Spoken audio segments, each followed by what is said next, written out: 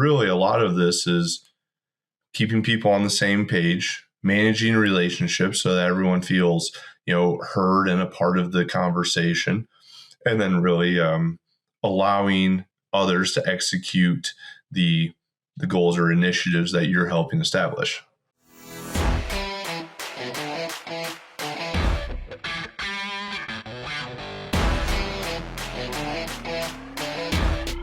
Welcome to the Swine Health Blackbelt Podcast, the latest swine health research digested for you. My name is Dr. Clayton Johnson, and I'm the host of the podcast. Joining me in our illustrious podcast studios for this week's episode is Dr. Brent Sexton. Dr. Sexton's been a veterinarian, associate veterinarian with Suidae Health Production here for a few years now, Brent. And we're at the Mash Offs, a place that you and I both are an alumni of here prior to that. Brent, we've known each other since you've been in vet school. I really appreciate you coming back on the podcast here.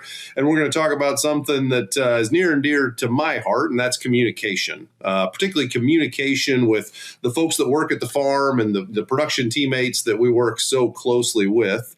Let's start, Brent, with why that is so important, right? Why is it so critical that we as veterinarians and anybody who interacts with a farm does so with very effective communication skills? Absolutely, and thanks for the opportunity to speak with you and the audience. It's always a lot of fun, and so the importance of communication. I think it's we all understand how vital it is, but really from a veterinarian standpoint, we don't, and not to make it sound the right way, but, we don't often do a lot on the farm. We're there once a month, every other month, something like that, have a lot of, hopefully good ideas, ways to help support and help the farm improve. But really, that communication is a lot of time geared around when you're on farm of helping them achieve the goals of the farm, helping the farm staff do their job better. And then the veterinarian, when they're not on farm, you're working with other stakeholders. You're working with, production teams, whether you're in a production system and the supervisor, regional manager, or if you're in a independent consulting, you're working with the owner or the shareholders of the farm. And so really a lot of this is keeping people on the same page, managing relationships so that everyone feels, heard and a part of the conversation, and then really allowing others to execute the goals or initiatives that you're helping establish. PCV2 presents significant challenges to swine health and performance and continues to evolve in today's herds. Ingovac Circoflex AD is the first vaccine to include both PCV2A and PCV2D antigens, delivering broad, homologous protection against the most prevalent PCV2 genotypes in the U.S. Talk to your Beringer Ingelheim representative to learn more about Ingovac Circoflex AD. Brent, you gave a presentation at our annual meeting of the American Association of Swine Veterinarians here recently, and I think you got asked to do so because you've got broad perspective on being a veterinarian in different situations. You've been a production veterinarian at the Mash Offs, just like I have been. You've also been in private practice here for a few years now, where you're in a little bit different role, right? You're kind of a third party. You're truly a consultant. What's your experience with communication in those two different roles? Do you need to take any different approaches there, or is it's all just communication and the right way to do it's going to be the same no matter what type of role you're in? Yeah, in the veterinary world, I feel like sometimes there's the idea that there's this huge divide between production and consulting, and there's the stereotypes that go along with it. In reality, a lot of it is largely the same. At the Mash Offs as a veterinarian versus at Suidae as a veterinarian, my job description is pretty similar. I just tend to I had one client when I was at the Mash Offs, and I had several here at Suidae. So at its core, communication is a lot of those aspects stay the same. There are some differences, in say how leadership hierarchies are established and who should be involved. In a production system is usually pretty well spelled out. it's clearly defined whose responsibilities are where, versus in independent production, or, it could be widely variable. And some guys, you might have an absentee owner of sorts, or you might have very involved owners, and they might say do the pumping, and they're kind of the unofficial HR, and they may wear a lot of hats. And so there's just that's probably one of the biggest differences. Another would be just kind of some of the reporting. When you're in in your independent consulting, you're sending out your vet reports, and it's really kind of up to you and the client. A lot of times I've got kind of my established system, and if they have special requests or things, we try and accommodate with how we send reports out and who's involved.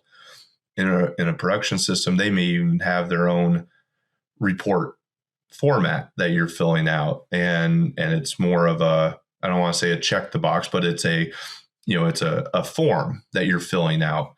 And so there's some substantial differences that way, but still the core remains of your goals there.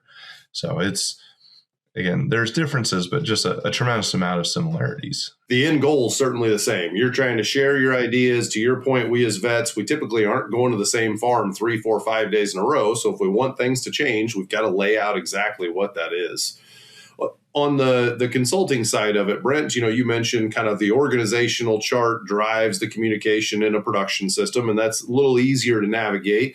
When you've got those ambiguous situations in a production situation, or maybe a new client, how do you define the audience for who wants to know what and when? How do you know exactly who to communicate with, how to communicate with them, and not stub your toe in the process of figuring that stuff out? Yeah, absolutely.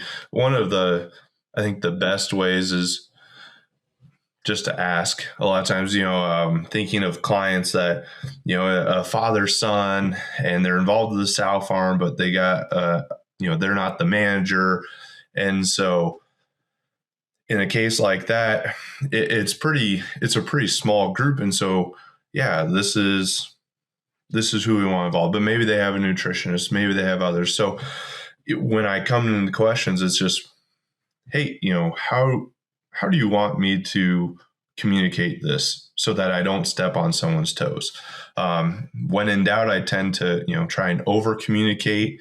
If it's people that, especially I think of in my time with the mash shops and the production system side, working up the chain, include them on the email. Send me your reports. And then it got to the point where, I trust you. You don't need to send them to me anymore. Okay, that's fine. So having communication around your communication, I suppose, is a kind of a long-winded way to say it, but ask, be open to feedback, either direct or indirect, and be willing to, adjust and accommodate. We've all got our preferred communication styles, both in the way we like to receive information, but also particularly in the way we like to share it. Folks from my generation were phone call people. People from other generations, maybe they prefer email, maybe they prefer text, and maybe the generation has nothing to do with it. But how important is it, Brent, to know yourself, know your own communication tendencies, and then adjust those behaviors based on the situation? Yeah, it's absolutely critical that you as an individual understand, your communication preferences. And so I think of, things like the DISC assessments and personality assessments like that, where a lot of those can give you feedback on how, strategies for communicating better, because, a high D dominant personality can be really terse and, just pounding away at it. We got to get this done, move faster. And that can be off-putting to others. And that undermines your goals. So I think things like that, to be aware of yourself and how others perceive you, can be really important. And then just as you build relationships, understanding their personalities and their communication preferences of, the text message versus phone call versus email is a great example, because there's some who are want everything in email. It's easy to keep almost a digital paper trail of it versus text message, get a rapid response. And so I would say trying to be consistent, at least within the clients and stuff. So you're not trying to check, man, we talked about this and now I have to look at my text messages. I have to look at my emails, things like that can definitely make it a challenge. Brent, I want to ask you a tough question here at the end, but AI has become so, involved in our day-to-day life, and you probably already know where I'm going with the question. I get more and more emails that are formulated with obvious support from AI, right? Some of them kind of copy and paste and some of them more nuanced, but particularly when you're talking with somebody that doesn't speak English as their first language, I feel a lot of folks, use AI to help them with the grammar and spell checking and that stuff. But my question, Brent, is for you personally, do you have any tips on how you use AI to support your communication and how you avoid maybe overdoing it so somebody doesn't think, oh man, this message doesn't sound like Brent. It doesn't sound genuine. You know what I'm saying? Yep. AI is quite a tool. I don't know if it's good or not yet. It's and certain applications lend itself better. I think the big thing is that it doesn't become your crutch to just, these are my 3 bullet points and off you send it. Where I feel like I've had the best success with it, and it's limited, is I'll do 90% of the work, put it in there, let it polish it, and then it's read through that and make sure it's still conveying the things that I want it to say, that we haven't had the hallucination effects of it, the poster with a guy with the third arm on it, and stuff like that. So I think it's a tool, but we have to, it's not a replacement, it's to augment is probably the simplest way to put how I feel about it. Very good. Tremendous information, Brent. Communication's terribly important to what we do, and you do a good job communicating about it. So I really appreciate you giving the presentation at ASV and then also coming on the show and sharing this information with the audience. Yeah, thanks. It was a little nerve-wracking, to present on this, because if you're going to talk about talking good, you better talk good about talking good. So that's the goal. I hope I accomplished the goal. And I do appreciate the opportunity to present at ASV and on the podcast with you. I think you did great, Brent. If the audience thinks you did great, they can tell us that by giving us a 5-star review.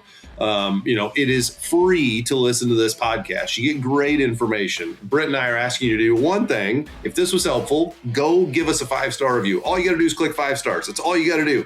If you would do that, that will help drive more people to this podcast, more people to this good information, and both Brent and I would greatly appreciate that. For Dr. Brent Sexton, I'm Dr. Clayton Johnson. It's been a pleasure to chat with you today, and we certainly hope you have a great rest of your day.